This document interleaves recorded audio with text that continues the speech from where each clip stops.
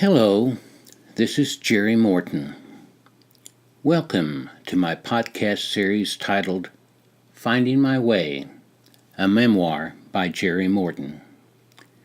This is podcast 72 titled Neither Did I.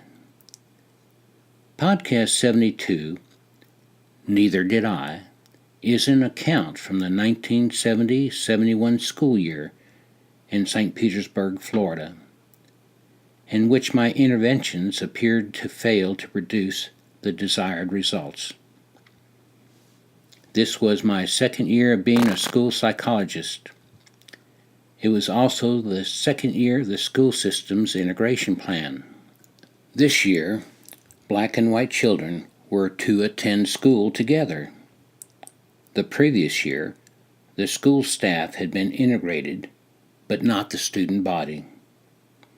I was providing services to my 7 formerly all-black schools. I was frequently called upon to provide assistance in managing behavioral issues. Not all of my intervention strategies worked as I expected. Please note that I have used pseudonyms instead of real names in this story. Podcast 72. Neither did I. The elementary school, with my one and only female principal, continued to be a pleasant school to be in. Several teachers last year had implemented the RAID system in an excellent manner. More teachers were using the positive reinforcement strategies this year. Children that really needed to be evaluated were being referred for evaluations. So many of them had serious learning problems. I was able to work as a valued team member with these teachers. They cared for the children and worked hard to assist them in the learning process. The woman principal never seemed to be overly interested in conversing with me. She wasn't hostile to me. She was always pleasant when we would see each other in the hallway as we passed.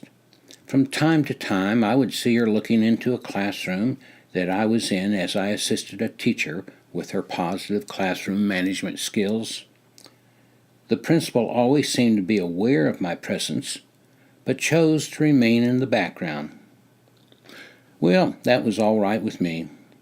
It was just different from the way my other elementary school principals interacted with me.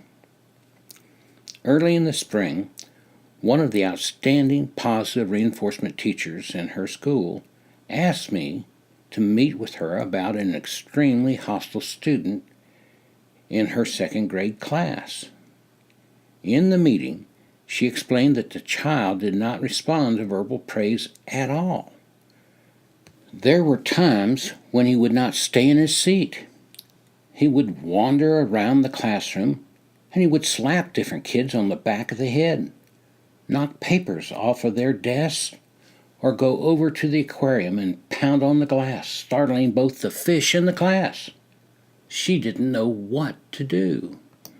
I told her what Dr. Glasser had shared with us in a workshop he had presented to the school psychologist concerning just such a child.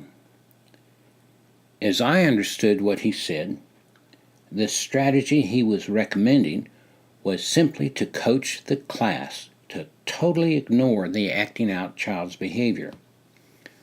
When the child began his seriously disruptive behavior, she would instruct the class to simply ignore it. They were not to turn their heads and look at him. Then, as the child continued his disruptive behavior, she was to verbally praise specific students for their self-control and thank them in various ways.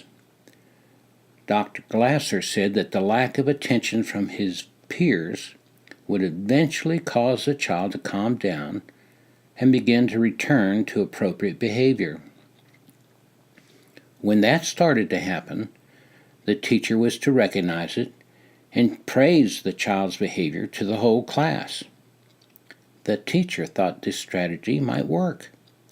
I would be in the classroom observing when she started implementing this strategy. She gave her permission for me to set up the TV camera and tape recorder so that we would be able to review how the child responded to the planned strategy. I had already TV taped her doing the RAID program and used it in some in-service programs I had been conducting.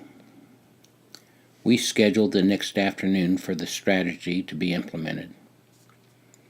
Since the teacher said that it was almost a daily occurrence for this child to act out these days, I could expect him to be seriously disruptive during the observation period.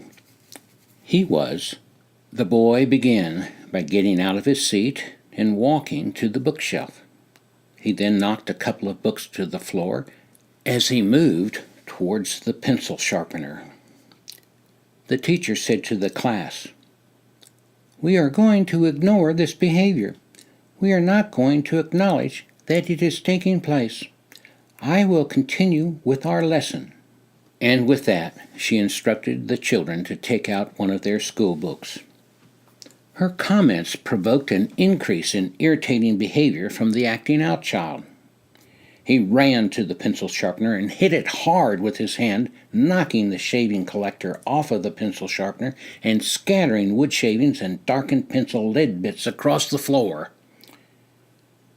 "Thank you, Sally, for not even turning your head towards him. And the same goes to you, Billy, and Alice and Tom. Very good focus on me." She continued with her praise to her students for ignoring the angry child as his intensity for disruption accelerated. He kicked an empty chair over. He slammed the trash can upside down.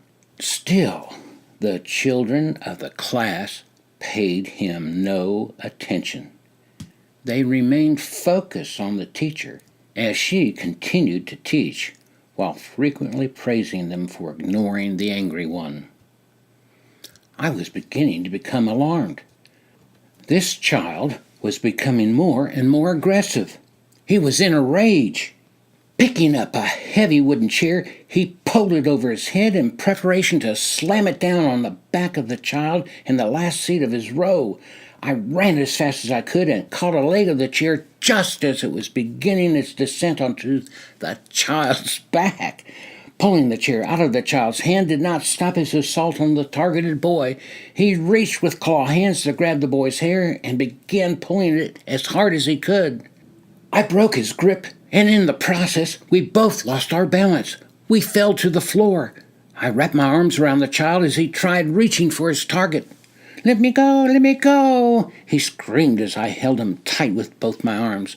I pulled him tightly against my chest as I responded, "Not until you calm down. I will let you go when you calm down." The child struggled with all of his might. I held him. The strength of the child was astonishing. I quickly broke into a sweat, as did he. He screamed. He yelled to be released, and I repeated, "Not until you calm down." The teacher continued to praise the class for ignoring what was going on. They did. She continued with the lessons of the afternoon as the child screamed and struggled to get out of my grasp. I held on. A long time passed with me in this predicament. At times, the child said he would be calm, and I would begin to release my grip on him. Every time this happened, he would start to be angrily aggressive and reach out to a nearby child with clawed hands. I would tighten my grip just in time to block his escape, which produced a new series of screams and struggles from him. During this time, I felt totally defeated. This was a disaster. I had gotten this teacher into this terrible mess. I had greatly disturbed the child. All I could do was hold on, hoping that the child would calm down. That wasn't working. I didn't know what was happening. I couldn't let this child hurt another child. All I could do was hold on.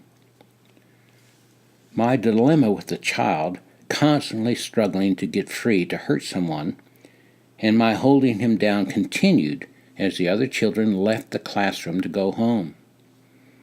The classroom became empty as the teacher left to do an errand. When would this end? I felt like crying. I wondered what Dr. Brody would say about this situation in regards to her developmental play therapy and the use of physical contact. What kind of damage had I done to the child? I was pretty sure that I had blown the whole thing. I just didn't know where to go from here. Suddenly, the woman principal walked into the room. She stopped in mid-stride and looked at the two of us on the floor. "What are you doing there, Lawrence?" she demanded of the child. "You stop that right now! Get up! Get up right now!" He stopped struggling. I released him. He quietly walked out of the room. The principal nodded at me with a blank expression on her face. She turned around and left me sitting on the floor. I got up and began taking down the TV camera, unhooked the cables from the tape recorder, rolled up the several long cables used in the recording process. I was preparing to take the mound of equipment to the car. It took several trips to place the equipment at the side of my car. Then I had the tedious task of carefully loading the equipment into the vehicle. With my body halfway inside the back seat of the car, arranging the tape deck in a secure manner, I felt a bump on the back of my leg. I saw one of the coiled TV cables bumping my leg. A small hand was holding the cable. Raising up and looking back, it was the child. The angry, hostile child was now gently holding the TV cable out to me. He was helping me load the car. I thanked him. A brief smile formed on his lips as he reached for another cable to hand to me. Together, in silence, we finished loading the car. I thanked him for his kindness to me. He smiled, turned, and ran down the sidewalk. When I visited the teacher a few days later, she said the child had been well behaved since that day of chaos. She didn't understand it. Neither did I. Jumping ahead in time to around the late 1980s or early 1990s, this particular day, I found myself reflecting on that child, his teacher, and the elementary school principal. I kept thinking about the role the principal played in relation to my functioning in her school. She never seemed to be engaged with me directly, but seemed to be in the background during my activities. With the experiences of working in public schools for 30 years or so, I realized that no elementary school principal engaged with her staff innovating as many new strategies as I was engaged in would avoid monitoring my interactions with her staff and students. This woman had to have known what I was doing and approved of it. Not only did she approve of it, she ran interference for me. I can't remember any objections or criticisms of my activities. There had to have been those who objected to the positive reinforcement strategies I was promoting. The culture of the time had such a strong commitment to the use of punishment as the primary tool in correcting children's misbehavior that there had to be followers of this approach in her school. She dealt with them. I never had to address that issue there. Sadly, I didn't realize that she was such a strong supporter. I wished that I could have thanked her. Throughout that workday, my mind kept going back to that principal. I really would have liked to let her know that I was most grateful for her support. Of course, there was no way that I could do that after so many years. How would I find her? She had probably retired by now. She could have transferred to another school. Or that school could have been closed. I hope she was still alive. That was about 30 years ago. I couldn't even remember her name or the name of her school after all this time. Wait a minute. Betty. Betty was her first name. Well, I thought, I never called her Betty. I always called her Miss Ben. That's it. Miss Betty Ben. That's her name. Well, maybe that was her name. Well, maybe that was her name. I don't know. She was the principal at Bluebell Elementary School. Oh, now, how did my mind pull up that school name? If I called information in St. Petersburg and asked for the phone number of Bluebell Elementary School, I'd get it. If it existed. That would start me on my journey of possibly finding Miss Ben and thanking her. This would be just a waste of my time, kept flashing across my mind. My inner debate continued into the late afternoon. Hello, I would like the phone number for Bluebell Elementary School. Please wait while I look it up. Yes. The number is blankety blankety blank. Thank you. Well, what do you know? There is a Bluebell Elementary School in St. Pete. That doesn't mean it's my elementary school. But what the heck, I'll call.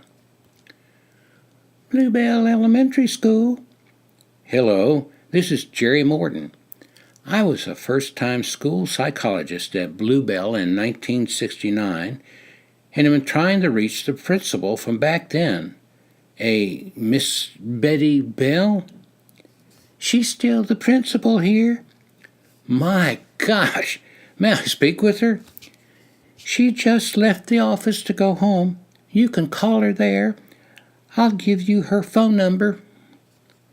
Yes, thank you. This was extremely rare. No central office receptionist should or would give out the personal phone number of the school principal to an unknown voice on the telephone. There's no telling what some kind of crackpot would do with that number.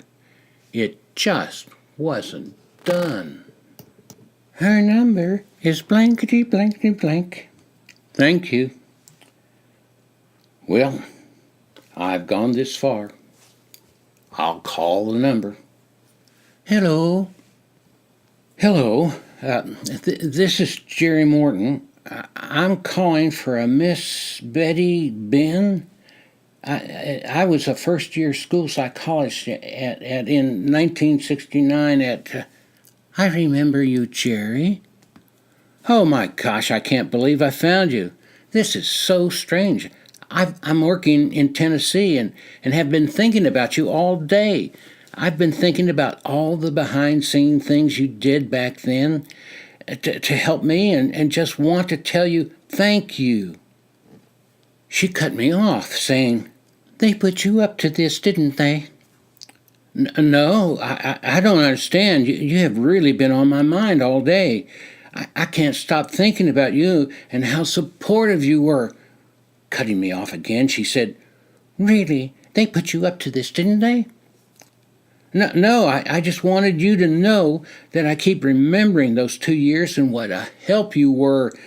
Come on, Jerry. They put you up to this. Well, Miss Ben, why do you keep saying that? No one put me up to calling you. I just wanted to do it. Well, the reason I left school early today was to get dressed for my retirement banquet tonight. I just thought